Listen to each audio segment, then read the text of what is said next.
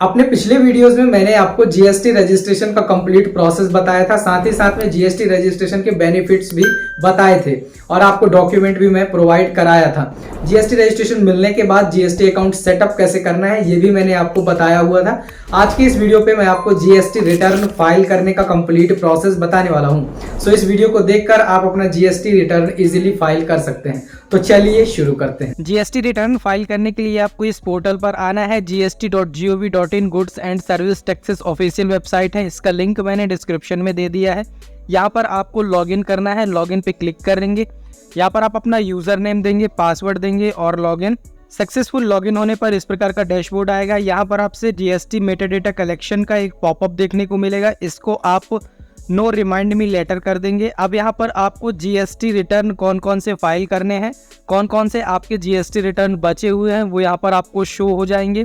तो यहाँ पर आपको यही जीएसटी रिटर्न फाइल करना है। जीएसटी रिटर्न फाइल करने के लिए आप मंथली भी कर सकते हैं और क्वार्टरली भी कर सकते हैं, जिसके लिए आप यहाँ से चेंज कर लेंगे। अगर आप मंथली करते हैं तो यहाँ से आपको हर महीने की 10 तारीख को फाइल करना होता है। जो भी आप माल सप्लाई करते हैं या फिर आप खरीदी करते हैं उसकी जीएसटी फाइलिंग नेक्स्ट महीने की 10 तारीख तक आपको करना होता है। जीएसटी फाइल करने के लिए कंटिन्यू टू डैशबोर्ड पर क्लिक करेंगे। इसके बाद यहाँ पर फाइल रिटर्न पर क्लिक करेंगे। अब आप यहाँ से सिलेक्ट करेंगे कि आपको किस फाइनेंशियल ईयर का जीएसटी रिटर्न फाइल करना है, तो उसे आप यहाँ से सिलेक्ट करेंगे। क्वार्टर महीने में कौन से महीने से किस महीने तक का आपको फाइल करना है वो आप यहाँ पर सिलेक्ट कर लेंगे। इसके बाद पीरियड यहाँ पर आप सिलेक्ट करेंगे और सर्च पे क्लिक करेंगे। नेक्स्ट इस प्रकार से जीएसटी के टाइप आ जाते हैं, GST R1, GST R2A, GST 2B, GST 3B, GST R2B। अब यहाँ पर आपको जीएसटी R1 फाइल करना है, जिसे आप प्रिपेयर ऑनलाइन भी कर सकते हैं और ऑफलाइन भी प्रिपेयर कर सकते हैं। यहाँ पर आपको ड्यू डेट देखने को मिल जाती है, इस ड्यू डेट के पहले ही आपको इसे फाइल करना है। जो भी जीएसटी R1 में आप फाइल करते हैं उसके बेस पर आपका जीएसटी 3B तैयार किया जाता है। जीएसटी 3B में आपको कुछ फाइल नहीं करना, बल्कि जो भी आपका टैक्स लायबिलिटी बनेगी उसी को आपको पे करना होता है। तो इस वीडियो में जीएसटी R1 कैसे फाइल करते हैं ये देखते हैं। इसके लिए प्रिपेयर ऑनलाइन पे क्लिक करेंगे। नेक्स्ट डैशबोर्ड इस प्रकार से आता है। अगर आपका कोई जीएसटी नहीं होता है, नील जीएसटी होता है, तो उसे आप यहाँ से भी फाइल कर सकते हैं। नील जीएसटी फाइल करने के लिए आपको इस पोर्टल पर आने की जरूरत नहीं है, बल्कि आप एक मैसेज से भी जीएसटी नील फाइल कर सकते हैं। अब यहाँ पर जो फर्स्ट होता है बिजनेस टू बिजनेस सप्लाई, तो अगर आप एक बिजनेस से दूसरे बिजनेस को सप्लाई करते हैं और बिजनेस करते हैं तो आपको यहाँ पर उसकी डिटेल्स फिल करने होगी, वो इनवॉइसेस आपको यहाँ पर देने होंगे। नेक्स्ट होता है B2C यानी कि बिजनेस टू कस्टमर। अगर आपका इनकम 2.5 लाख रुपए से ज़्यादा है, जो कि ऊपर आप देख भी सकते हैं, ये मैसेज पर जैसे मैं यहाँ पर होवर करता हूँ तो शो होता है। तो 2.5 लाख से ज़्यादा की जो इनवॉइसेस है बिजनेस टू कस्टमर अगर आपने सप्लाई किया है तो इसमें आप उसे ऐड करेंगे। यहाँ पर अगर बिजनेस टू कस्टमर 2.5 लाख से कम का है तो आप उसे यहाँ पर फिल कर देंगे। इसी प्रकार से आप क्रेडिट नोट, डेबिट नोट को यहाँ पर फिल करेंगे। यहाँ पर आप credit note, debit note unregistered को फिल करेंगे। HSN में आप अपने इनवॉइसेस की समरी जो होती है उसे आप फिल कर देंगे। डॉक्यूमेंट इशूड में आपके डॉक्यूमेंट्स अपलोड होते हैं। यहाँ पर बिजनेस टू बिजनेस हमारा बिजनेस है तो सबसे पहले इस पर क्लिक करेंगे। अब यहाँ पर आपने बिजनेस टू बिजनेस जिससे भी बिजनेस किया हुआ है उसकी डिटेल्स फिल करनी है। तो यहाँ पर आपको रेसिपिशिएंट का जीएसटी नंबर फिल करना है। जैसे ही आप इस पर जीएसटी नंबर फिल करते हैं, रेसिपिशिएंट नेम और मस्टर का नेम यहाँ पर आ जाता है। यहाँ पर इनवॉइस नंबर आपको फिल करना है और यहाँ पर डेट आपको फिल करनी है। टोटल टैक्सेबल वैल्यू आपको यहाँ पर फिल कर देनी है। टोटल टैक्सेबल वैल्यू आपकी ये वैल्यू होती है जो कि यहाँ पर ये मेंशन होती है, इसे टोटल टैक्सेबल वैल्यू कहा जाता है। तो इस वैल्यू को आपको यहाँ पर फिल कर देना है। नीचे आप आएंगे, आपको यहाँ पर POS सेलेक्ट करना है कि आपने कहाँ पर ये सप्लाई किया हुआ है, तो वो आप यहाँ से स्टेट सेलेक्ट कर लेंगे। इसके बाद यहाँ पर आपका सप्लाई टाइप इंट्रा स्टेट दिखाएगा, यानी कि विद इन ए स्टेट है। अब यहाँ पर आप नीचे आएंगे, यहाँ पर आपको आपके आइटम में कितना % जीएसटी लगता है उसको सेलेक्ट करके उस पर डिटेल्स फिल करनी है।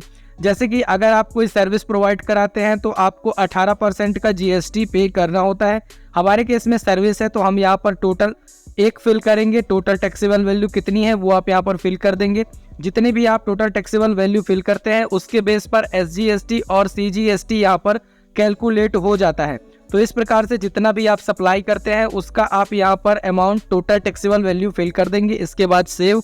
अगर आपका एक से ज़्यादा रेसिपिएंट होते हैं तो इसी प्रकार से ऐड रिकॉर्ड करके आप यहाँ पर रिकॉर्ड ऐड कर सकते हैं। Business to business detail fill करने के बाद अगर आपका कोई लार्ज बिजनेस इनवॉइस है जो कि बिजनेस टू कस्टमर है तो उसे आप यहाँ पर फिल करेंगे।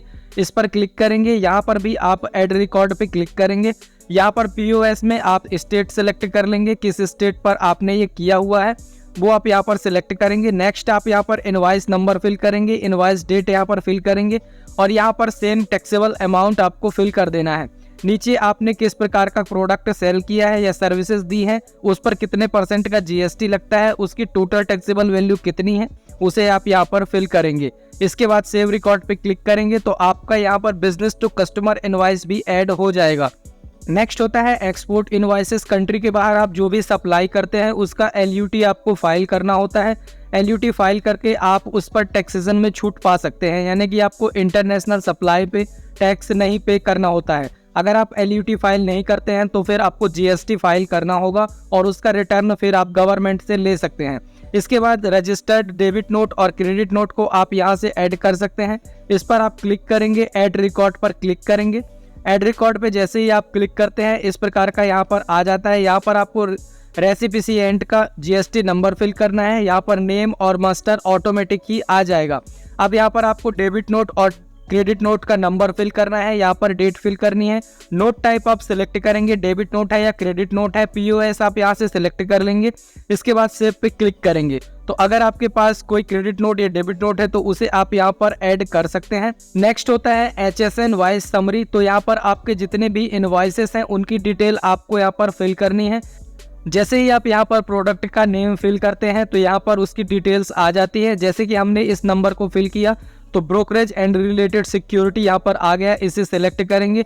इसके बाद उसकी टोटल क्वांटिटी कितनी है वो आप यहाँ पर फिल करेंगे, उस पर टैक्सेबल वैल्यू कितनी है वो आप यहाँ पर फिल कर देंगे। यहाँ पर आपको रेट सिलेक्ट करना है कि उस इनवॉइस पर आपका प्रोडक्ट पर कितना लगा हुआ है वो आप यहाँ पर फिल कर देंगे। ऐड टू मास्टर पे आप इसे क्लिक करेंगे, यहाँ से आप प्रोडक्ट नेम फिल करेंगे और सेव पर क्लिक कर देंगे। जैसे ही आप यहाँ सेव पर क्लिक करते हैं एक रो यहाँ पर ऐड हो जाती है। इसी प्रकार से आप n नंबर ऑफ रोज यहाँ पर ऐड कर सकते हैं। जितने भी आपके इनवॉइसेस होंगी उन्हें आप सबको यहाँ पर ऐड कर सकते हैं। HSN समरी ऐड करने के बाद आपको डॉक्यूमेंट अपलोड करने होते हैं। डॉक्यूमेंट इशूड पर क्लिक करेंगे। अब यहाँ पर आपको इनवॉइसेस अपनी अपलोड करनी है। सारे इनवॉइसेस का नंबर देकर आप यहाँ पर ऐड कर सकते हैं। ऐड डॉक्यूमेंट पे क्लिक करेंगे तो यहाँ फ्रॉम और टू आपको प्रोवाइड कराना है। टोटल नंबर कितने हैं वो आपको यहाँ पर देना है, कैंसल्ड है या नहीं है, नेट इशूड कितना है वो आप यहाँ पर देंगे। अगर आपकी कोई डिटेल गलत हो जाती है तो उसे आप यहाँ से डिलीट भी कर सकते हैं। इसी प्रकार से रजिस्टर्ड और अनरजिस्टर्ड इनवॉइसेस भी आप यहाँ पर फिल कर सकते हैं। यहाँ पर रिवाइज्ड इनवॉइस आप फिल कर सकते हैं। डेबिट नोट आप यहाँ पर फिल करेंगे। क्रेडिट नोट के इनवॉइस नंबर आप यहाँ पर फिल करेंगे। रेसिपिएंट का वाउचर आप यहाँ फिल करेंगे। पेमेंट वाउचर यहाँ करेंगे। अगर कोई रिफंड वाउचर है तो उसे आप यहाँ पर फिल करेंगे। डिलीवरी चालान है तो उसे आप यहाँ पर फिल करेंगे। इस प्रकार के डॉक्यूमेंट की सारी इनवॉइसेस आप यहाँ पर फिल कर सकते हैं। नेक्स्ट यहाँ पर एक ऑप्शन होता है अमेंड रिकॉर्ड डिटेल, इस पर आप क्लिक करेंगे। पिछले जितने भी आपने GST रिटर्न फाइल किए हैं उनमें अगर कोई गलती हो जाती है तो उसे आप यहाँ से सुधार सकते हैं। यहाँ पर नीचे आप फाइनल सारी चीजें भरने के बाद जनरेट समरी पर क्लिक करेंगे। आपके सामने इस प्रकार से इनवॉइस समरी आ जाती है। जो भी डिटेल्स आपने फिल की हुई होती हैं, जो भी एंट्रीज आपने दी हुई होती हैं, वो सब कुछ यहाँ पर आपको मिल जाता है। टोटल आपकी लायबिलिटी कितनी बनती है, उसमें आपको कितना GST फाइल करना है वो आपको यहाँ पर शो हो जाएगा। फाइनल इसे आप PDF में एक्सपोर्ट भी कर सकते हैं, जिसके लिए डाउनलोड पे क्लिक करेंगे। आगे बढ़ने के लिए फाइल स्टेटमेंट पे क्लिक करेंगे। नेक्स्ट इस प्रकार से कंसेंट के लिए आता है। यहाँ पर आप कंसेंट को एक्सेप्ट करेंगे। ऑथराइज सिग्नेचरी में आप अपना नाम यहाँ पे सेलेक्ट करेंगे और फाइल विथ EVC पे क्लिक करेंगे। आपके मोबाइल नंबर पर एक OTP भेजा जाएगा। OTP को यहाँ पर फिल करेंगे और वेरीफाई पे क्लिक करेंगे। आपका GST R1 सक्सेसफुल फाइल हो चुका है। यहाँ पर आपके ईमेल ID पर एक रेफरेंस नंबर भी भेज दिया गया है और ARN नंबर यहाँ पर जो जनरेट हुआ है वो आप देख सकते हैं। इसे आप सेव करके रख लेंगे फ्यूचर रेफरेंस के लिए। अब यहाँ पर आपका GST R1 फाइल हो चुका है।